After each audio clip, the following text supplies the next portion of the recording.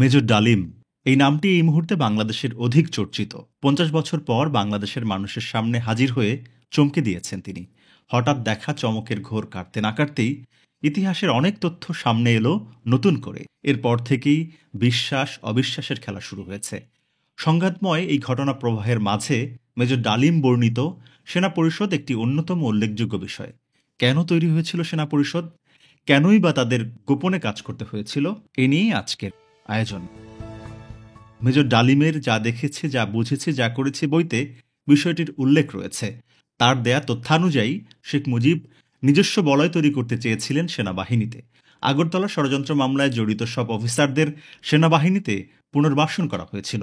শেখ মুজিবুর রহমানের বিশেষ আস্থাভাজন এ সমস্ত অফিসারদের একটি অংশ মুজিবের চোখ এবং কান হিসেবে সেনাবাহিনীর উপরে নজর রাখছিলেন। প্রভাবশালী এই মহলটির করুণা পেয়ে ব্যক্তি স্বার্থ এগিয়ে নেয়ার জন্য তাদের দালালি করতে তখন অনেকেই নীতি বিসর্জন দিয়ে এজেন্ট হয়ে যান। এদের মাধ্যমে সেনাবাহিনীর সব খবরাখবর শেখ মুজিবের কান অবধি পৌঁছে দেওয়ার প্রক্রিয়া শুরু হয়েছিল। এরকম বাস্তবতার সামনে দাঁড়িয়ে কয়েকজন তরুণ অফিসার সেই সময় এদের চোখে ধুলো দিয়ে উদ্যোগ নেন ব্যক্তিগত যোগাযোগ এবং মতবিনিময়ের মাধ্যমে সচেতন, দেশপ্রেমিক এবং সমমনা ব্যক্তিদের সম্মিলিত প্রচেষ্টায় একটি অঘোষিত সংগঠন গড়ে তোলার প্রতিষ্ঠিত হয় সেনা পরিষদ। সেনা পরিষদ সরকারের প্রতিটি নীতি এবং পদক্ষেপ সম্পর্কে অত্যন্ত সজাগ থাকত। প্রতিটি পদক্ষেপ এবং ইস্যুর চুলছেরা বিশ্লেষণ করে জাতীয় পরিসরে এবং সামরিক বাহিনীর উপরে এ সমস্ত নীতি পদক্ষেপের প্রভাব এবং প্রতিক্রিয়া কী হবে অথবা হতে পারে সে বিষয়ে অধীনস্থ সৈনিকদের বুঝিয়ে বলা হতো।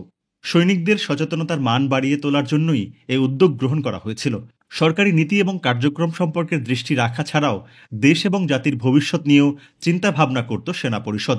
কি হচ্ছে, কি হওয়া উচিত, কি হওয়া উচিত নয়, বিভিন্ন জাতীয় সমস্যা এবং সম্ভাব্য সমাধান বিষয়ে নিয়মিত আলোচনা করা হতো পরিষদের স্টাডি সার্কেলগুলোতে। সবকিছু করা হতো অতি সতর্কতার সাথে, গোপনে। বেসামরিক আমলা, ছাত্র, শ্রমিক, শিক্ষক, বুদ্ধিজীবী মহলের দেশপ্রেমিক সচেতন সদস্যদের সাথে ব্যক্তিগত পর্যায়ে বিভিন্ন সূত্রে যোগাযোগ রক্ষা করে মতবিনিময় করতেন সেনা পরিষদের ভারপ্রাপ্ত সদস্যরা।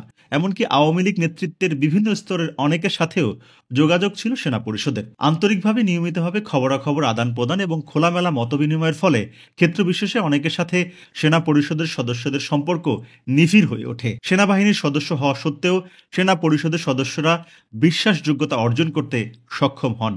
অনেকের সাথে ব্যক্তিগত বন্ধুত্ব গড়ে ওঠে।